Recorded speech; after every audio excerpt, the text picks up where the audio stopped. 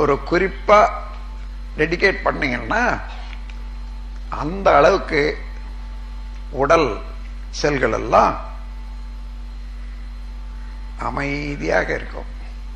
அது மாத்திரம் இல்ல, சூக்கும சரீரம் மனதோட ப்ரொஜெக்ட் ஆகும். எந்த அளவு சூக்குமம் இணைதோ மனதோட அந்த அளவுக்கு உடல் ஒத்துழைக்கும். சூக்குமம் இணையலன்னு வச்சுங்க ஒத்துழைக்காது. உங்களுக்கு சில அனுபவம் ஏற்பட்டிருக்கும் சொல்றேன். எதையோ நீங்க பார்த்துட்டே இருக்கீங்க, ரொம்ப லயமாகி பார்க்குறீங்க, உங்களை மறந்துடுறீங்க. அப்போ பக்கத்தில் இருக்கவங்க சொல்றாங்க, என்ன என்ன அப்படியே நின்றுட்டீங்களே, எங்க இருக்கீங்க கேட்பாங்க. காரணம், அப்படி லயமாகி இருக்கிற போது வேற ஏதோ விஷயமாக கவனிச்சுட்டு இருந்த இதுல அதெல்லாம் கம்ப்ளீட்டா விட்டுட்டு அங்க போச்சு. ஏன் போச்சுன்னா, சாதாரணமா 1% 2% தான் ஆஸ்ட்ரல் ப்ரொஜெக்ஷன் இருக்கும் நம்முடைய நினைவுல. சில சமயத்துல டெடிகேட் பண்ணிட்டீங்கன்னா அதுலயே இதுல ஆழ்ந்து ஒன்றை பார்த்துட்டு இருக்கிற போது 50%க்கு மேல கூட ப்ரொஜெக்ட் ஆயிடும். 50%க்கு மேல நம்ம சூக்ம சரீரம் வெளியேறி விட்டால் மனம் அதோட இருக்கிற போது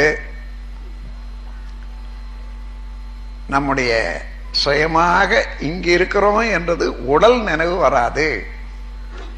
உடலை சுத்தி இருக்கக்கூடிய சூழ்நிலையும் மறந்துடும்.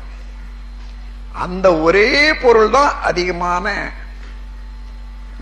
நினைவுக்கு வரும். அந்த மாதிரி பயிற்சியை கொடுக்கறதுக்கு பல முன்னோர்கள் முயன்ற முயற்சியில கண்டதுதான் சிலை வணக்கம்.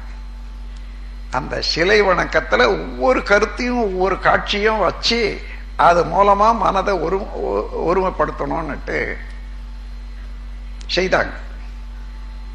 அந்த சிலை வணக்கத்துல பிற்காலத்துல சடங்குகளும் பணமும் புகுந்ததுனால இன்னைக்கு அதனுடைய தன்மையே போச்சு.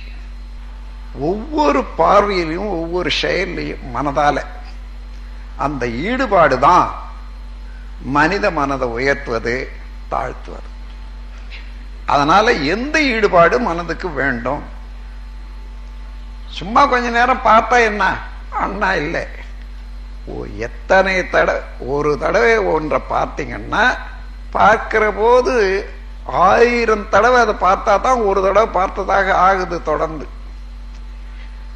விட்டு விட்டு விட்டு விட்டு போகும். சினிமா படம் இருக்குதே, அது ஒரே படமா பாக்குறீங்க இல்லை, ஒவ்வொரு அசைவுக்கும் ஒரு படம் தொடர்ந்து அந்த படம் ஓடிக்கிட்டே இருக்குது. அப்போ அந்த ஆள் தான் நடக்கிற மாதிரியா தெரியுது.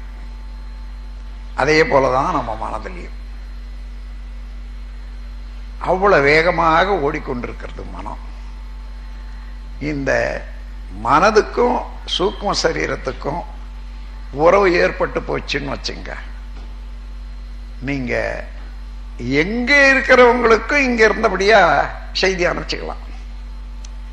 சூக்குமா ப்ரொஜெக்ட் ஆச்சு ஒரு அளவுல 51% சூக்கும் ப்ரொஜெக்ட் ஆகிற பழக்கம் அந்த ஆற்றல் உங்களுக்கு வந்தாச்சு என்ன சொன்னா, எங்க இருக்கக்கூடியவங்களுக்கும் இங்க இருந்தே வாழ்த்தலாம், செய்தி கொடுக்கலாம். அது அப்படியே அவர்களுக்கு போய் சேரும், அது மாற்றும்.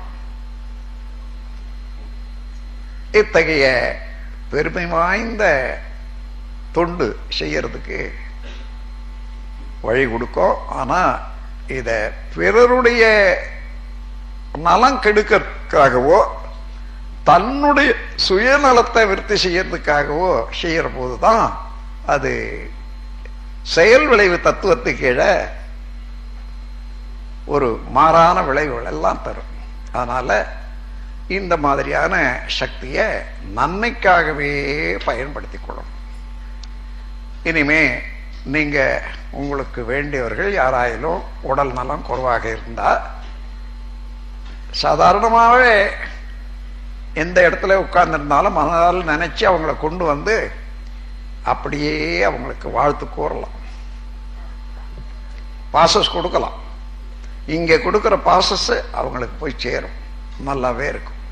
ஆழ்த்தி இந்த உரையை முடிக்கிறேன். வாழ்க வளமுடன். வாழ்க.